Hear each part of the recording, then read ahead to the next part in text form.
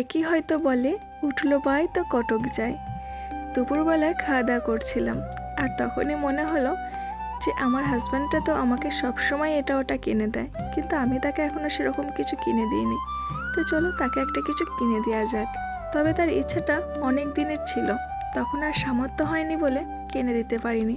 তবে এখন হঠাৎ মনে হলো যে না, কিনে দিই, কারণ তোমাদের ভালোবাসাতে এখন একটু হলেও সেই সামর্থ্যটা হয়েছে। তো নমস্কার বন্ধুরা, আমি কেয়া চলে এসেছি আবার নতুন একটা ব্লগ নিয়ে। আজকের ব্লগটা একদমই অন্যরকম।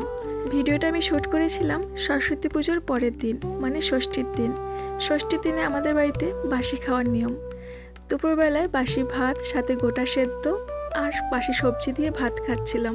আর ওই খাবার খেতে খেতে আমি তো গল্প করছি, আর আমার হাজব্যান্ড দেখি খালি হুঁ হাঁ দিচ্ছে আর ফোনের মধ্যে এক দৃষ্টিতে তাকিয়ে আছে। একটু ফোনের দিকে তাকিয়ে দেখলাম সে অনেক বাইকের ছবি নিয়ে দেখাদেখি করছে। আর এটা দেখার পর আমার আর একটা কথা মনে পড়ে গেল। দুর্গাপুজোর আগেতে আমাকে একটা আলমারি কিনে দিয়েছিল আমার হাজব্যান্ড, সাথে একটা ঠাকুরের সিংহাসন। আর ওই সিংহাসন আলমারির শোরুমের পাশেই ছিল বাইক শোরুম। আর ওইদিকে যখন যাচ্ছিলাম তখন আমার হাজব্যান্ড বলেছিল, এখানে আমায় কবে নিয়ে আসবি? তখন সেরকম কিছু বলিনি, শুধু বলেছিলাম যে জীবনে যদি কোনোদিন ইনকাম করি তো অবশ্যই নিয়ে আসবো। তো এটা আজকে দেখার পর সে কথাটাই মনে পড়ে গেল। তাই তাকে নিয়ে বললাম, চলো তোমাকে আজ একটা বাইক কিনে দেবো। ও প্রথমে ভেবেছিল আমি হয়তো মজা করছি, কিছুতেই বিশ্বাস করছিল না। শেষে বললাম, আমার কিন্তু এটা ইচ্ছা, তুমি তো আমার সব ইচ্ছাই পূরণ করো, তো এই ইচ্ছাটাও কিন্তু তোমায় পূরণ করতে হবে। সেটা শোনার পর সে আর কিছু বলেনি, আমার সঙ্গে বেরিয়ে পড়লো। দুজনে মিলে হেঁটে হেঁটে চলে এলাম এই শোরুমে। এসে অনেকগুলোই বাইক ছিল, কোনটা নেবো আর বুঝতে পারছিলাম না। তখন শুধু তাকে আমি একটা কথাই বললাম, যে বাইকটা দেখে তুমি আমায় বলেছিলে যে এখানে আমায় নিয়ে আসবি, তুমি সেই বাইকটাই কেনো, তাতে যা দাম হয় হবে। দিল্লি শহরে যদি মনে করে কেউ গাড়ি বা বাড়ি কিনবো, তো অবশ্যই সে অনায়াসেই কিনতে পারে। কিছুটা ডাউন পেমেন্ট করার পর ফাইন্যান্সে নিয়ে নিলে অনায়াসেই তা হয়ে যায়। আর আমিও কিন্তু এই সুযোগটাকে কাজে লাগিয়ে নিয়েছি। অনেক দিন আগে সে আমাকে বলেছিল যে আমাকে এখানে নিয়ে আসবি, কিন্তু তখন তাকে সেভাবে কোনো উত্তর দিতে পারিনি। তবে আজকে যখন তোমাদের ভালোবাসায় একটু উপরে উঠছি, তখন মনে সাহস এলো যে চলো, যে মানুষটা আমার জন্য এত কিছু করে তাকে তো কিছু দেয়াই যায়। আর আজকে এই ব্যাপারটা যে এমন হঠাৎভাবে হয়ে যাবে, সত্যি আমি ভাবতে পারিনি। গাড়ির কাগজপত্র রেডি হয়ে যাওয়ার পর এই যে এখন আমাদের গাড়ি নেমে আসছে, এই গাড়িটাই আমরা নিয়েছি। আর ওটা ওপর থেকে এখন নিচে নামানো হচ্ছে। গাড়িটাকে যখন ওপর থেকে নামাচ্ছিল, সেটা দেখার পর মনের ভেতরটা এতটা খুশি, এতটা আনন্দ পেয়েছিলাম যে সেটা ভাষায় প্রকাশ করা যাবে না। এ এক অন্যরকম আনন্দ। সত্যি বলতে আমার কাছে কারো কাছ থেকে উপহার নিলে যেমন আনন্দ লাগে, কিন্তু আমি যদি কাউকে কোনো উপহার দিই, আমার কাছে সেই আনন্দটা আরও বেশি আনন্দের হয়। তবে এটাই যে আমাদের প্রথম গাড়ি এমনটা কিন্তু নয়, আমাদের আর একটা গাড়িও আছে, তবে সেটা সেকেন্ড হ্যান্ড। দিল্লিতে আসার পর আমি একটা কোম্পানিতে জব করতাম, আর তখনই আমার হাজব্যান্ডকে আমি একটা পুরনো বাইক কিনে দিয়েছিলাম। আর আমাদের ওই পুরনো বাইকটার অবস্থাটা এখন অনেকটাই খারাপ হয়ে গেছে।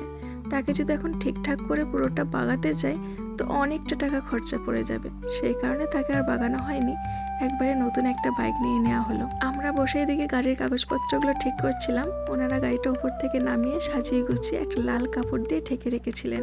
আজকে গাড়িটাকে পুজো করাবো, তাই সকাল সকাল ফুলের মালা এবং ফুল আনতে যাচ্ছি। তবে বাড়িতে পুজো করাবো না, আমাদের বাড়ির থেকে একটু দূরেই আছে একটা বাঙালি মন্দির, বাঙালি কালী মন্দির, সেখানে নিয়ে যাব এবং সেখান থেকে গাড়িটাকে পুজো করিয়ে নিয়ে আসবো। গাড়িটা যেদিনকে কিনেছিলাম সেদিনই শোরুম থেকে বলেছিল 1 সপ্তাহ পর নাম্বার প্লেট আসবে। সরস্বতী পুজোর দিনটা তো বৃষ্টিতেই কেটে গিয়েছিল, কিন্তু যেদিনকে গাড়িটা কিনতে গিয়েছিলাম ষষ্ঠীর দিনে, সেদিনকে কিন্তু কোনো রকম কোনো বৃষ্টি হয়নি। কিন্তু ষষ্ঠীর পর দিন আবার বৃষ্টি শুরু হয়ে যায়, আর এই বৃষ্টির কারণে গাড়িটাকে আর মন্দিরে নিয়ে যাওয়া হয়নি পুজো করানোর জন্য। আর দেখলাম যখন 2 দিন পেরিয়ে গেল, তখন একবারে শনিবার দিন নিয়ে যাব মায়ের মন্দিরে, একবারে পুজো করে নিয়ে আসবো। কালকে বিকেলে হঠাৎ করে ফোন আসে শোরুম থেকে, ওরা বললো নাম্বার প্লেটটা রেডি হয়ে গেছে, কাল এসে লাগিয়ে নিয়ে যাওয়ার জন্য। তো ভাবলাম একবারে পুজো করিয়ে নাম্বার প্লেট লাগিয়ে একবারে নিয়ে আসবো। এই মন্দিরে আমাদের আসার কথা ছিল সরস্বতী পুজোর দিন মহারানীকে সঙ্গে নিয়ে, কিন্তু সেদিন এত পরিমাণে বৃষ্টি, আর তার মধ্যে ছিল মহারানীর এক্সাম, তো সেই কারণে আর সরস্বতী পুজোর দিন আসা হয়নি। এই মন্দিরে আমাদের বাঙালিদের যত উৎসব আছে সব কিছু পালন করা হয়। সরস্বতী পুজো, জগদ্ধাত্রী পুজো, দুর্গা পুজো, সব কিছু, এমনকি পৌষ পার্বণে কিন্তু এখানে পালন করা হয়।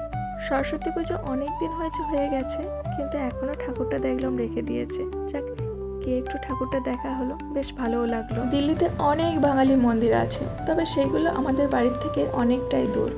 বাঙালি মন্দিরগুলোতে কিন্তু সব রকমের আমাদের বাঙালিদের পুজো হয়। যতগুলো বাঙালি মন্দির আছে সব মন্দিরে দুর্গাপুজোর সময় দুর্গা ঠাকুরও আসে, আর তাছাড়া 12 মাসে যা যা পুজো পার্বণ হয়, মানে প্রতিমা দিয়ে যেসব পুজোগুলো হয় সবই হয়। তবে এই মন্দিরটা আমাদের একদম বাড়ির কাছে, আর এই মন্দিরটার সন্ধান আমাদের আগে জানা ছিল না। দুর্গাপুজোর সময় জানতে পারি যে এটা বাঙালি মন্দির, আর এখানে সব রকমের পুজো হয়। পুজো হয়ে যাওয়ার পরে বামন ঠাকুর মায়ের আশীর্বাদী ফুল ও চেলিটা দিয়েছিল এই গাড়িতে বাঁধার জন্য। দিল্লিতে যখনই এই মন্দিরটিতে আসি পুজো দিতে, মনে হয় যেন আমি আমার ওয়েস্ট বেঙ্গলেই চলে এসেছি। এত ভালো ব্যবহার করে এখানকার পুরোহিতরা, মনে হয় না যে ওনারা আমাদের থেকে অচেনা বা আমি ওনাদের অচেনা। খুব ভালো লাগে, খুব সুন্দর ব্যবহার করেন এখানকার মানুষজনেরা। মন্দির থেকে ফেরার পথে একবারে শোরুমে গিয়ে গাড়িটার নাম্বার প্লেটও লাগিয়ে নিয়ে আসা হয়েছে। তো চলুন, আজকের ভিডিওটা এই পর্যন্তই রইল। সবাই ভালো থাকবেন, সুস্থ থাকবেন। পুরো ভিডিওটা দেখার জন্য অসংখ্য ধন্যবাদ।